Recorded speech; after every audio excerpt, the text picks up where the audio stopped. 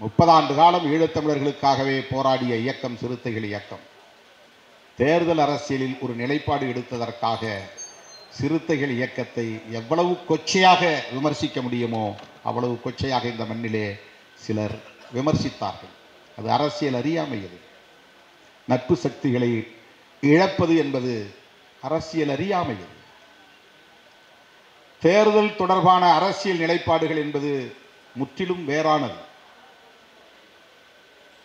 கொள்கை சார்ந்த அரசியல் நடவடிக்கைகள் என்பது முற்றிலும் வேறானது. தேர்தல் தொடர்பாக எடுக்கிற நிலைப்பாடுகள் தற்காலிகமானவை, இடைக்காலமானவை. கொள்கை தளத்தில் நாம் எடுக்கிற நிலைப்பாடுகள் நிலையானவை, நீடிக்கக்கூடியவை. இந்த புரிதல் தேவை. தேர்தலின் போது ஒரு கட்சியோடு சேருவது அல்லது கட்சியை விட்டு வெளியேறுவது என்பது ஒரு ஸ்ட்ராட்டஜி, ஒரு உத்தி, அவ்வளவுதான். அது ஒரு கோட்பாடு கிடையாது, அது ஒரு ஸ்ட்ராட்டஜி. தேர்தலில் பங்கேற்பது அல்லது தேர்தலை புறக்கணிப்பது என்பது ஒரு ஸ்ட்ராட்டஜி, அது ஒரு உத்தி. அது ஒரு கோட்பாடாக இருக்க முடியாது. தமிழ் தேசியத்தின் எதிரி எது? தெலுங்கு தேசியமா, கன்னட தேசியமா, மலையாள தேசியமா, இந்திய தேசியமா? இந்திய தேசியம் என்பது மொழிவழி தேசியத்திற்கு எதிரானது. மொழிவழி தேசியத்திற்கு இந்திய தேசியம் எதிரானது. இந்த அடிப்படையை முதலில் புரிந்து கொள்ள வேண்டும். இந்திய தேசியம் ஒருபோதும் மொழிவழி தேசியத்தை ஏற்காது. தனியே கன்னடர்கள், மலையாளிகள், தெலுங்கர்கள், தமிழர்கள், மராத்திகள், குஜராத்திகள் என்று தேசிய இன அடையாளத்தோடு எழுச்சி பெறுவதை இந்திய தேசியம் ஏற்காது. அல்லது இன்றைய மதவாதிகள் சொல்லுகிற இந்து தேசியமும் ஏற்காது. மதவழி தேசியம் ஒருபோதும் மொழிவழி தேசியத்தை ஏற்காது. தமிழ் தேசியத்தின் எதிரி தெலுங்கு தேசியமாக எப்படி இருக்க முடியும்? தெலுங்கனும் தெலுங்கு மொழி பேசக்கூடியவர்களும் எப்படி தமிழ் தேசியத்தின் எதிரிகளாக இருக்க முடியும்? அவர்கள் நம்மை ஆதிக்கம் செலுத்தி இருக்கலாம், நம்முடைய நிலத்தை பறித்திருக்கலாம், நம்மை ஆண்டிருக்கலாம், அடக்கி இருக்கலாம், அழித்திருக்கலாம், சிதைத்திருக்கலாம், நமக்கு பாதிப்பை ஏற்படுத்தியிருக்கலாம். அதெல்லாம் வரலாற்று உண்மையாக இருக்கலாம். ஆனால் தமிழ் தேசியத்தின் எதிரி தெலுங்கு பேசுகிற தெலுங்கு தேசியமாக இருக்க முடியாது. மொழிவழி தேசியம் கூடாது, தேசிய இன உரிமை கூடாது, தேசிய இன அடையாளம் கூடாது, மாநில உரிமைகள் கூடாது, மாநில சுயாட்சி கூடாது என்று சொல்லுகிற தேசியம்தான் தமிழ் தேசியத்தின் எதிரியாக இருக்க முடியும், பகையாக இருக்க முடியும். ஈழ மண்ணை பொறுத்தவரையில் தமிழ் தேசியம், தமிழீழ தேசியம் என்று அழைத்தாலும் எப்படி அழைத்தாலும் அதற்கு எதிரி, பகை பௌத்த சிங்கள தேசியம்தான். அங்கே அவர்கள் மதத்தையும் மொழியையும் இணைத்த ஒரு மேலாதிக்க கோட்பாடாக அதை வளர்த்தெடுத்திருக்கிறார்கள். அதனால்தான் மேதகு பிரபாகரன் அவர்களின் உரையில் ஒவ்வொரு முறையும் சிங்கள பௌத்த பேரினவாதிகள், பேரினம் என்றால் பெரும்பான்மை இனம், பெரிய இனம், நாங்கள் சிறுபான்மை இனம், மொழிவழி சிங்கள பௌத்த பேரினவாதிகள் என்று இந்த 3 சொற்றொடர்களையும் தவறாமல் உச்சரிக்கக்கூடியவர் மேதகு பிரபாகரன் அவர்கள். வெறும் மொழி அடையாளத்தை மட்டுமே பகையாக அவர் நிறுத்தவில்லை. சிங்களவர்கள் என்று மட்டும் சொல்லவில்லை.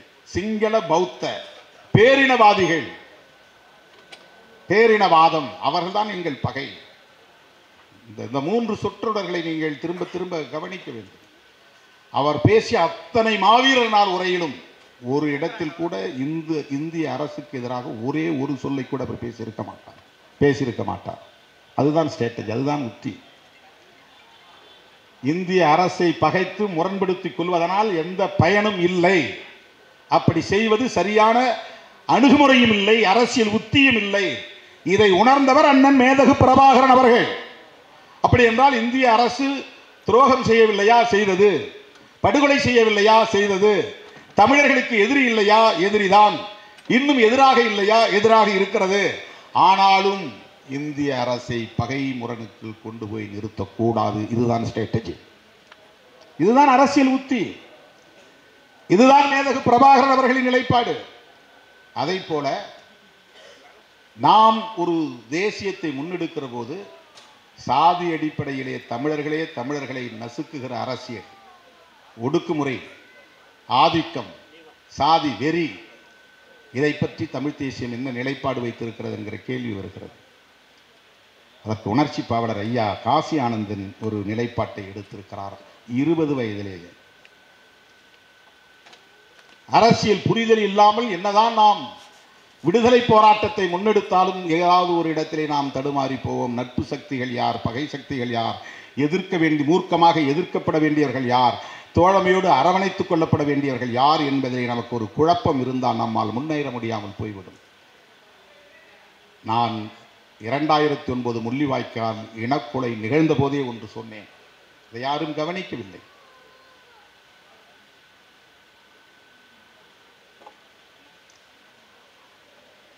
இந்த விடுதலை போராட்டம் வீழ்ச்சி அடைந்ததிலே தமிழ் சமூகத்துக்குள் நிலவிய உள்ளீடான அகநிலை முரண்கள், சாதிய முரண்களும் ஒரு முக்கியமான பங்கு வகிக்கிறது என்று நான் சொன்னேன். இது சுய விமர்சனத்திற்கு உட்பட்ட ஒன்று, ஆய்வுக்கு உட்படுத்தப்பட வேண்டிய ஒன்று. புதிதாக எதையும் நான் தொடங்கி வைக்கவில்லை. இந்த உணர்வு எனக்கு மேலெழுந்ததற்கு காரணம் அண்ணன் அவர்களோடு நான் உரையாடிய பொழுதுகளில் ஏற்பட்ட தாக்கம்தான். வேறு யாரோடும் அவர் அப்படி பகிர்ந்திருக்க வாய்ப்பில்லை. 2002 அதற்கு பிறகு 2004 நான் தொடர்ந்து ஈழத்திற்கு செல்லுகிற வாய்ப்பை பெற்றேன். ஒவ்வொரு முறையும் 1 மணி நேரத்திற்கு மேலாக அவரோடு தனிமையில் அமர்ந்து உரையாடுவதற்கான வாய்ப்பை பெற்றேன். அவரும் நானும் மட்டுமே அமர்ந்து பேசியிருக்கிறோம். ஏராளமான தரவுகளை, நிகழ்வுகளை, வழிகளை மனம் திறந்து என்னோடு பகிர்ந்து கொண்டார், எனக்கு ஊக்கம் கொடுப்பதற்காக. மதிவதனி அவர்களை திருமணம் செய்து கொண்ட நிகழ்வு வரையில் அதில் ஏற்பட்ட பிரச்சனைகள் தொடர்ந்து உள்ளிட்டு அனைத்தையும் மனம் திறந்து என்னோடு பகிர்ந்து கொண்டார். கட்சிக்குள் எந்த சாதி இயக்கத்திற்குள் கிடையாது. சமூகத்தில் இருந்ததையும் இந்த 10-20 ஆண்டுகளில் நாங்கள் முற்றாக துடைத்தெறிந்திருக்கிறோம். இங்கே சாதி எவ்வளவு பெரிய வலிமை மிக்கதாக இருந்திருக்கிறது, அதை எப்படி நாங்கள் தகர்த்திருக்கிறோம். உங்களுக்கும் அந்த துணிச்சல் தேவை. உங்களை அவ்வளவு எளிதாக ஏற்றுக்கொள்ள மாட்டார்கள். என்னை ஏற்றுக்கொள்வதற்கே பல ஆண்டுகள் தேவைப்பட்டன. இன்றைக்கு அந்த ஏற்பு இங்கே நிகழ்ந்திருக்கிறது. நாளைக்கு உங்களுக்கும் ஒரு ஏற்பிசைவு சமூகத்தில், தமிழ் சமூகத்தில் வரும். இந்த நம்பிக்கையோடு போராடுங்கள். உங்கள் அண்ணன் ஒருவன் இங்கே இருக்கிறான் என்கிற நம்பிக்கையோடு போராடுங்கள். ஐயா அவர்கள் சொல்லுவதைப் போல, தமிழர் தலைவர் ஐயா வீர நெடுமாறன் அவர்கள் சொல்லுவதைப் போல, அண்ணன் இருக்கிறார் என்றே வைத்துக் கொண்டு பேசுவார். அப்படி இருந்தால் நான் சொல்லுவது பொய் இல்லை என்பதை அவர் சொல்லுவார்.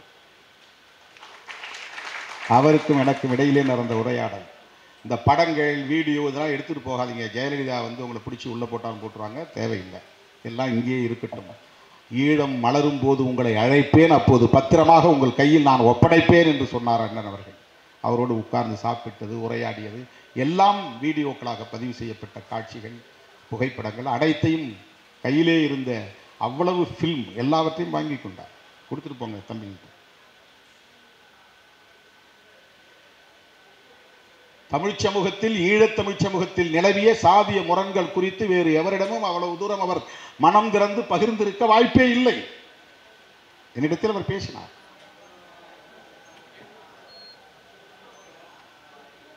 சுந்தரலிங்கம் அவர்கள், இதை மட்டும் சொல்லி நான் முடிக்கிறேன் தோழர்களே.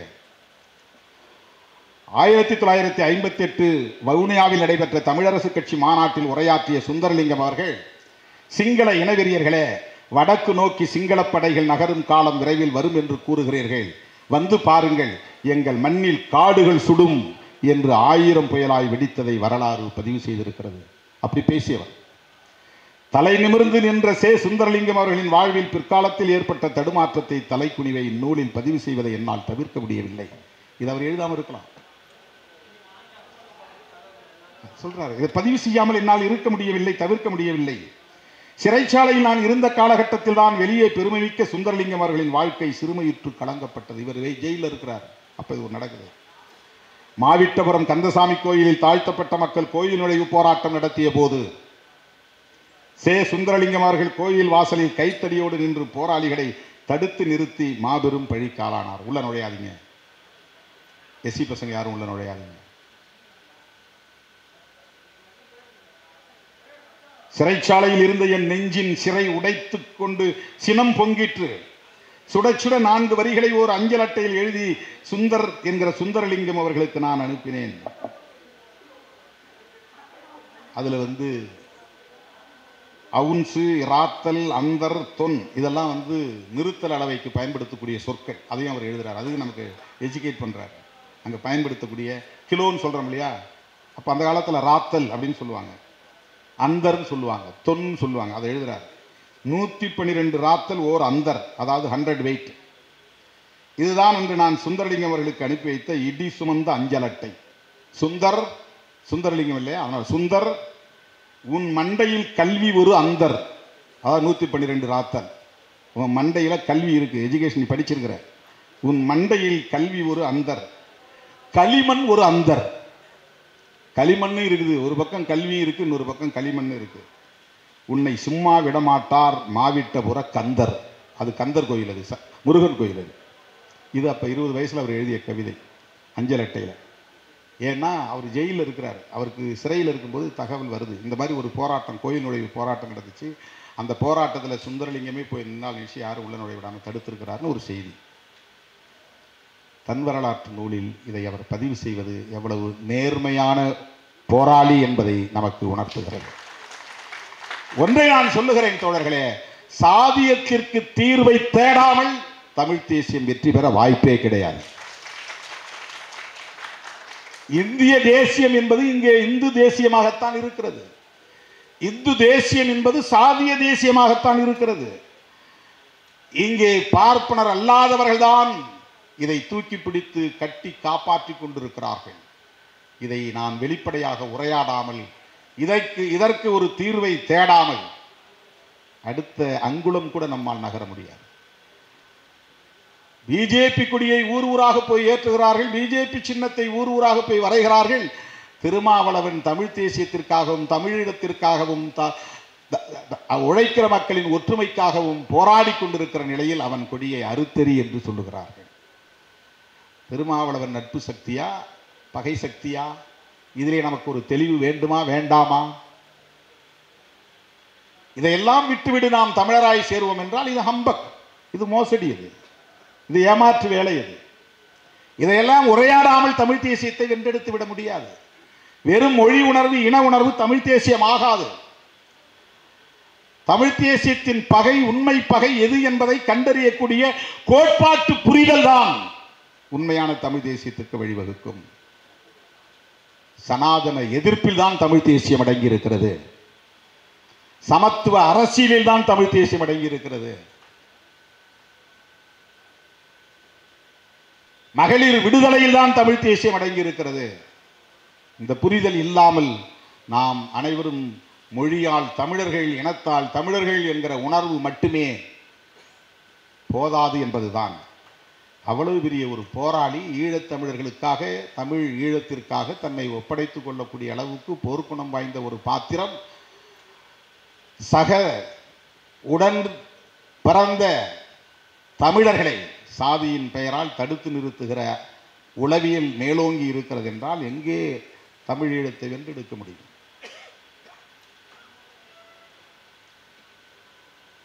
இன்னும் இந்த நூலை வைக்க மனமில்லை. அவ்வளவு செய்திகள்.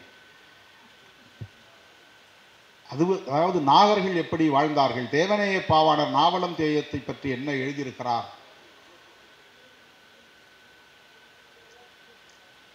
80,000 ஆண்டுகளுக்கு முன்னால் தென்னாப்பிரிக்க கண்டத்தில் ஹோமோசேப்பியன்ஸ் என்கிற மாந்தர் குலம் எப்படி தோன்றியது, அவர்கள் மெல்ல மெல்ல நகர்ந்து கிழக்கு பக்கமாக நகர்ந்து வந்து அன்றைய தமிழ்நாடாக இருந்த இந்த பகுதியிலே எப்படி அவர்கள் மனிதர்களாக வளமடைந்தார்கள். உசிலம்பட்டியிலே ஒரு தமிழனை ஆய்வு செய்த போது அவனுக்கு டிஎன்ஏ M130 என்கிற டிஎன்ஏ இருக்கிறது. அது தென்னாப்பிரிக்க மனிதர்களிடத்திலும் 2 பேருக்கு ஒருவருக்கு ஆய்வு செய்தால் இருக்கிறது.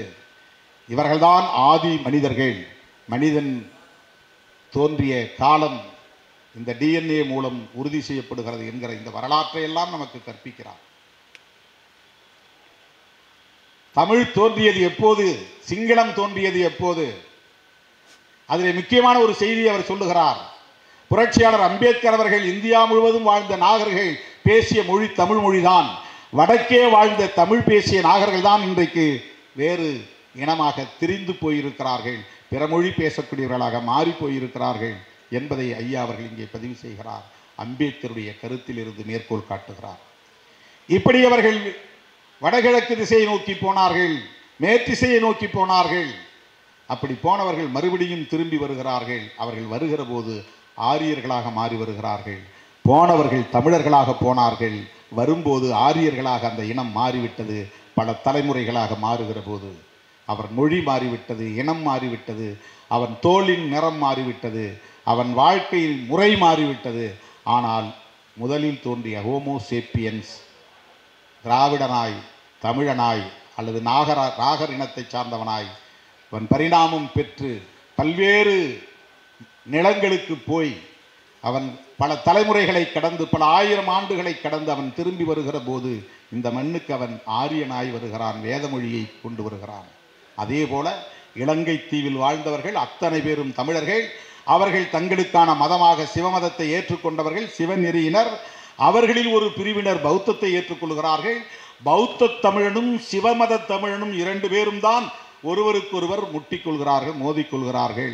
அந்த பௌத்த மதத்தை சார்ந்த தமிழர்கள் தான் பின்னாளில் எழுமொழி பேசியவர்களாக மாறி சிங்கள மொழி பேசியவர்களாக மாறி சிங்களவர்களாகவும் மாறுகிறார்கள். சிங்களவர்கள் வேறு யாரும் இல்லை, அவர்கள் ஆதித்தமிழர்கள் தான். அவர்கள் ஆதி காலத்தில் இருந்த தமிழர்கள் தான். பிராகிருத சிங்களம் எந்த நூற்றாண்டில் தோன்றியது, ஆதி சிங்களம் எந்த நூற்றாண்டில் தோன்றியது, இன்றைக்கு பேசுகிற சிங்களம் எந்த நூற்றாண்டில் தோன்றியது? கிபி 6ஆம் நூற்றாண்டுக்கு பிறகுதான் இந்த சிங்களமே தோன்றியது. ஆனால் அதற்கு முன்பே இந்த மண்ணில் கிமு 1ஆம் நூற்றாண்டுக்கு முன்பே புலக்கோட்டான் என்கிற தமிழ் மன்னன் மட்டக்களப்பை ஆண்டிருக்கிறான். சங்கிலியன் வன்னிய மண்ணை ஆண்டிருக்கிறான். இப்படி தமிழ் மன்னர்கள் எல்லாரும் ஆண்டிருக்கிறான். இன்னொருவன் பௌத்த தமிழனாக இருந்து தென்மேற்கு இலங்கை பகுதியை ஆண்டிருக்கிறான். இவர்களெல்லாம் தமிழர்கள்தான். தமிழர்களே பௌத்தத்தை ஏற்று இன்னொரு இனமாக மாறி ஆதித்தமிழர்களுக்கு எதிராக பகை கொண்டு மோதுகிற நிலை ஏற்பட்டிருக்கிறது. இதுவெல்லாம் இந்த வரலாற்றிலே சொல்லப்படுகிற ஆழமாக கற்க வேண்டிய நூல், ஆழமாக கற்க வேண்டிய நூல். ஏராளமான வரலாற்று தரவுகளை நமக்கு தருகிறார். பக்கத்துக்கு பக்கம் நமக்கு புத்தகத்தை மூட முடிய மனம் வரவில்லை. அவ்வளவு செய்திகள், தமிழ் சம்பந்தமான தொடர்பான செய்திகள். இங்கிருந்து யார் யார் அங்கே வந்தார்கள், திருச்சி லோகநாதனில் இருந்து பெரிய பெரிய தமிழ் ஆளுமைகள் எப்படி இசைத்தமிழை பரப்பினார்கள், நாடகத் தமிழை பரப்பினார்கள், இயல் தமிழை பரப்பினார்கள். தமிழ்நாட்டு தமிழறிஞர்களுக்கும் அங்குள்ள தமிழறிஞர்களுக்கும் இடையிலே எப்படியான ஒரு உறவு இருந்தது, பிணைப்பு இருந்தது, இணைப்பு இருந்தது, எல்லாவற்றையும் சொல்லுகிற ஒரு வரலாற்று நூலாக இது இருக்கிறது. அருமை தோழர்களே, உணர்ச்சி பாவலர் ஐயா காசி ஆனந்தன் அவர்கள் 100 ஆண்டுகள் வாழ வேண்டும், நோய் நொடியின்றி வாழ வேண்டும். மேதகு பிரபாகரன் அவர்களின் நம்பிக்கைக்குரிய ஒரு மாபெரும் பாவலனாக வாழ்ந்து இன்றைக்கும் தமிழீழத்தை வென்றெடுக்க வேண்டும் என்கிற கொள்கை பிடிப்போடு போராடி கொண்டிருப்பவர். அரசியல் ரீதியாக எடுக்கிற உத்திகளை நாம் பிழையாக கருத வேண்டியதில்லை. இந்த மேடையில் பிஜேபி வந்திருந்தாலும் நான் வந்திருப்பேன். இந்த மேடையில் பாரதிய ஜனதா கட்சியை சார்ந்த யார் வந்திருந்தாலும் நான் வந்திருப்பேன். அவர்கள் இருக்கிற மேடையில் நான் இருக்க மாட்டேன் என்று சொன்னால் அது என்னை முன்னிறுத்துகிற ஒன்றாகத்தான் மாறுமே தவிர இந்த அரசியலை முன்னிறுத்துகிற ஈழத் தமிழர்களை முன்னிறுத்துகிற ஒன்றாக அது இருக்காது. என்னை பொறுத்தவரையில் ஈழம் வெல்ல வேண்டுமானால் இந்திய அரசின் துணையும் தேவைப்படுகிறது, சர்வதேச சமூகத்தின் ஆதரவும் தேவைப்படுகிறது. இது நாம் ஒப்புக்கொள்ள வேண்டிய கசப்பான உண்மை. அந்த ஆட்சியில்தான் எதிராக இருந்தார்கள், இந்த ஆட்சியில் நமக்கு ஆதரவாக இருப்பார்கள் என்ற கருத்தெல்லாம் பொய்யானது. நான் அப்போதே சொன்னேன், மோடி ஆட்சிக்கு வந்தாலும் காங்கிரஸ் என்ன நிலைப்பாடு எடுத்ததோ அதைத்தான் எடுக்கும் இந்த அரசும். அரசு என்பது வேறு, கட்சி நடத்துகிற அரசாங்கம் அல்லது ஆட்சி நிர்வாகம் என்பது வேறு. ஸ்டேட் என்பது வேறு, ரெஜீம் என்பது வேறு. இது காங்கிரஸ் ரெஜீம், பிஜேபி ரெஜீம் அது வேறு. யூனியன் கவர்மெண்ட் அது ஒரு ஸ்டேட். அதனுடைய பார்வை என்ன? எந்த காலத்திலும் தமிழர்கள் தனிநாடு பெறுவதை ஏற்றுக்கொள்ளாது என்பதுதான் இந்திய அரசின் நிலைப்பாடாக இருக்கிறது.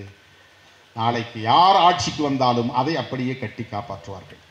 அதற்கு காரணம் என்ன என்பதை நாம் கண்டறிய வேண்டும். அந்த புள்ளியில் அவர்களுக்குரிய விளக்கத்தை நாம் தெளிவுபடுத்த வேண்டும். இன்றைக்கு சீனர்கள் வந்து அம்பன் தோட்டாவிலே துறைமுகத்தை கட்டுகிறார்கள், கப்பலை கொண்டு வந்து நிறுத்துகிறார்கள் என்றால் அது இந்திய அரசின் பாதுகாப்புக்கு எதிரானதாக இருக்கும். இந்திய அரசை பாதுகாக்க வேண்டுமானால் சிங்களவர்களால் முடியாது, அங்குள்ள ஈழத் தமிழர்களால் தான் முடியும். இதை நாம் இந்திய அரசின் பார்வைக்கு எடுத்துச் செல்ல கடமைப்பட்டவர்களாக இருக்கிறோம். தமிழர்களின் துணையோடு அவர்கள் தமிழர்களின் பக்கம் நின்று சிங்கள ஆட்சியாளர்களையும் சிங்கள ஆட்சியாளர்களுக்கு துணையாக இருக்கிற சீனா போன்ற ஏகாதிபத்திய நாடுகளையும் எதிர்கொள்ள வேண்டிய தேவை இருக்கிறது. எதற்காக 5 இயக்கங்களை கூப்பிட்டு இந்திரா காந்தி அம்மையார் பயிற்சி கொடுத்தார்? எந்த காங்கிரஸை நாம் விமர்சிக்கிறோமோ, எந்த தலைவரை நாம் விமர்சிக்கிறோமோ, அவர்கள்தான் இந்த ஆயுத குழுக்களுக்கு பயிற்சி கொடுத்தவர்கள், ஆயுதம் கொடுத்தவர்கள், இதை வளர்த்தவர்கள், இதை வலிமைப்படுத்தியவர்கள். இந்த வரலாற்று உண்மையும் நாம் மறைத்துவிட முடியாது. உலக அளவில் விடுதலை இயக்கங்களுக்கு ஏதேனும் ஒரு அரசு துணையாக இருந்துதான் அந்த விடுதலை போராட்டம் வென்றிருக்கிறது. உலகத்தில் எந்த விடுதலை இயக்கமாக இருந்தால், இன்றைக்கு ஹமாஸ் இயக்கம் அவ்வளவு தூரம் இஸ்ரேல் என்கிற ஒரு நாட்டை எதிர்த்து போராடுகிறது என்று சொன்னால் அவர்கள் ஒரு குழுவாக இருந்து மட்டுமே போராட முடியாது. அவர்களுக்கு ஏதோ ஒரு ஏகாதிபத்திய அரசு துணை இருக்கிறது என்பதுதான் அதிலே நாம் உணர்ந்து கொள்ள வேண்டிய உண்மை. ஆகவே ஈழ விடுதலை போராட்டமாக இருந்தாலும், எந்த ஒரு தேச விடுதலை போராட்டமாக இருந்தாலும், அந்த விடுதலை இயக்கம் தனித்து இயங்கக்கூடிய வல்லமையை பெற்றிருந்தாலும் அந்த விடுதலை இயக்கத்திற்கு, ஆயுதம் தாங்கிய இயக்கத்திற்கு உலகின் ஏதோ ஒரு மூலையில் இருந்து ஒரு அரசின் தயவு தேவைப்படுகிறது, ஆதரவு தேவைப்படுகிறது, அவர்களின் துணை தேவைப்படுகிறது. உலகில் எந்த ஒரு நாட்டின் கவனத்துக்கும் போகாமல் ஒரு நாடு விடுதலை பெற முடியாது. ஏகாதிபத்தியங்களின் பார்வைக்கு செல்லாமல் ஒரு நாடு தோன்றிவிட முடியாது. அப்படி என்றால் நாம் முதலிலே நமக்கு எந்த நாட்டின் துணை இன்றியமையாத ஒன்றாக இருக்கிறது என்றால் தவிர்க்க முடியாத கசப்பான உண்மை இந்திய நாட்டின் துணைதான். யார் ஆண்டால் என்ன, இந்திய அரசின் துணை நமக்கு தேவைப்படும். அந்த இந்திய அரசின் துணையோடு தான் சர்வதேச சமூகத்தின் ஆதரவை வென்றெடுக்க முடியும். அந்த அடிப்படையில் தான் நமது உத்திகள் அமைய வேண்டும். இதை புரிந்து கொள்ளாமல் இவன்தான் காரணம், இந்த கட்சி தான் காரணம், இவர்கள்தான் கூட்டணியால் இப்படி அழித்தொழித்தார்கள் என்று பேசிக் கொண்டிருந்தால் நம்மை நாமே சிதைத்துக் கொள்வதற்கு வழிவகுக்குமே தவிர அதனால் எந்த பயனும் விளையாது. சிந்தனை, வலுவான சிந்தனை கொண்ட ஒரு மகத்தான போராளி அண்ணன் பிரபாகரன் அவர்களுக்கு மூத்தவ முன்னோடி, அவரை தன் தலைவராக ஏற்றுக்கொண்டவர். ஈழத்தந்தை செல்வாவை கருத்தியல் தலைவராக ஏற்றுக்கொண்டவர். மேதகு பிரபாகரனை களத்தில் தலைவனாக ஏற்றுக்கொண்டவர் நம்முடைய உணர்ச்சி பாவலர் ஐயா காசி ஆனந்தன் அவர்கள். அவ்வளவு இளைய வயது, சிறிய வயது, ஆனாலும் என் தலைவன் பிரபாகரன் என்று சொல்லுகிற அந்த பெருந்தன்மை, அந்த உணர்வு, அந்த கருத்தியல் உடன்பாடு, இந்த புரிதல் நம்முடைய பாவலர் ஐயா, உணர்ச்சி பாவலர் ஐயா காசி ஆனந்தன் அவர்களுக்கு இருப்பதை நாம் பார்க்கிறோம். அவருடைய இருப்பு, அவருடைய உழைப்பு தமிழுக்கும், தமிழ் மண்ணுக்கும், தமிழ் ஈழத்திற்கும், தமிழ் தேசியத்திற்கும் இன்றியமையாத ஒரு தேவை என்பதை சொல்லி இந்த வாய்ப்பை எனக்கு வழங்கியதற்காக நன்றி கூறி முடிக்கிறேன். நன்றி, வணக்கம்.